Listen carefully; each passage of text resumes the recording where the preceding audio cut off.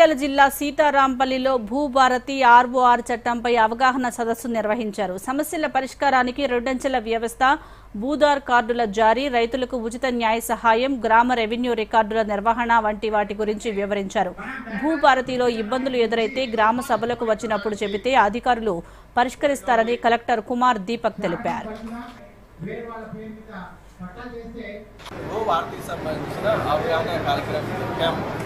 దానిలో చాలామంది రైతులు పార్టిసిపేట్ చేశారు.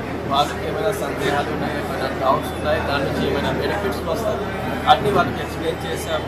ఈ స్పెషల్ డ్రైవ్ 3 జూన్ నుంచి స్టార్ట్ అవుతుంది. 15 ఆగస్టు వరకు అన్ని రకాల భూ సమస్యలు ఖచ్చితంగా సార్ట్అవుట్ చేయాల్సింది. అట్లా రాష్ట్ర ప్రభుత్వం నుంచి ఇన్స్ట్రక్షన్స్ ఉన్నాయి.